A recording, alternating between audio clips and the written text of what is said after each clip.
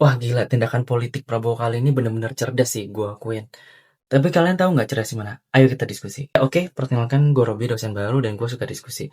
Kenapa gue bisa bilang Prabowo kali ini tindakan politiknya bener-bener cerdas? Karena kalau misalnya kita lihat berita baru-baru ini, Prabowo habis ngasih asimilasi dan abolisi ke Tom Lembong dan Hasto Kristianto. Nah, untuk penjelasan abolisi dan asimilasi, kalian bisa cari sendiri ya. Ada beberapa alasan dipakai Prabowo untuk membebaskan atau memberikan power absolutnya ke Hasto dan juga Tom Lembong. Yang pertama alasan persaudaraan, terus alasan kontribusi jasa, terus alasan stabilitas politik. Itu sih yang paling gede mungkin ya. Nah, tapi kalau misalnya kita lihat, sebenarnya ada beberapa fenomena yang bisa kita telaah dengan sudut psikologi. Yang pertama dari sudut kekuasaan. Di satu tindakan ini, ternyata Prabowo bisa menunjukkan dua sikap sekaligus. Yang pertama, Prabowo sebagai presiden menunjukkan kuasa absolutnya, bahwa kekuasaan sebagai presiden di atas dari kekuasaan hukum formal biasa gitu. Itu menunjukkan bahwa Prabowo kuat loh. Prabowo sebagai presiden yang tidak bisa disetir dan punya power sendiri gitu. Dan yang kedua adalah simbolik ketika dia mau memberikan abolisi ke lawan politiknya, yang mana kita tahu Tom Lembong merupakan rekanan atau orang kepercayaan dari Anies Baswedan yang pada saat kontestasi politik dia menyerang Prabowo dan terkesan merendahkan gitu. Dan di sini dia memberikan memaafkan dengan memberikan kebebasan kepada Tom Lembong, itu bisa dilihat sebagai sesuatu yang pemaaf gitu. Jadi selain menunjukkan bahwa Prabowo termasuk presiden yang kuat, dia juga menunjukkan bahwa dia termasuk presiden yang merangkul gitu walaupun lawan politiknya.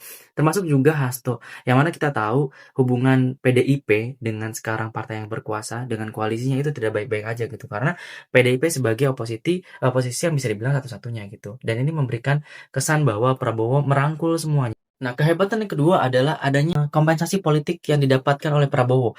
Jadi, apa yang diberikan Prabowo kepada Tom Lembong dan Hasto ini memberikan ketergantungan secara psikologis gitu.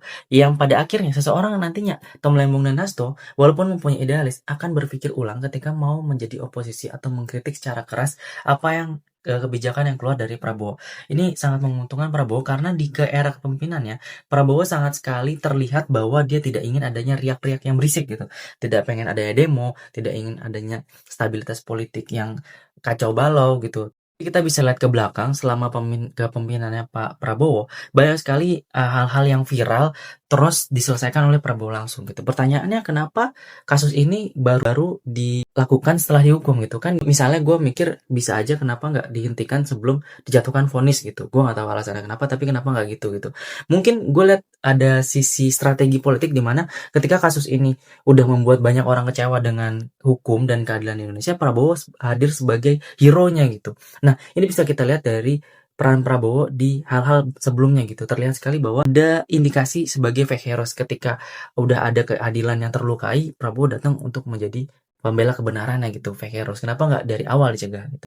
Pemberian asimilasi dan abolisi ini bagus untuk memulihkan marwah hukum atau memulihkan marwah keadilan yang ada di hukum, tapi banyak sekali efek-efek yang perlu dipertimbangkan dan perlu diingat gitu, agar kita tidak melihat dari satu sisi, tapi juga dilihat dari sisi lainnya. Kita belajar untuk kritis ya teman-teman.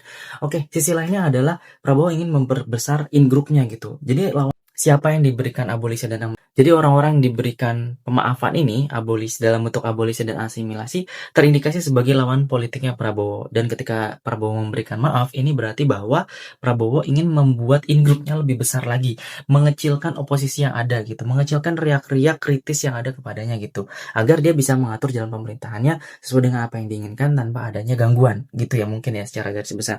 Nah, tapi bisa kita lihat lagi bahwa orang-orang yang dapat pengampunan ini, selain juga ada 1.200-an narapidana lain yang mendapatkan asimilasi dan abolisi atau pemaafan atau pengurangan masa hukuman terkait dengan kemerdekaan Indonesia yang ke-80, terlihat bahwa hukum itu bisa tajam ke bawah tapi tumpul ke atas gitu. Apakah mungkin orang-orang biasa mendapatkan keadilan dan pemaafan seperti ini gitu, walaupun viral gitu? Kayaknya enggak.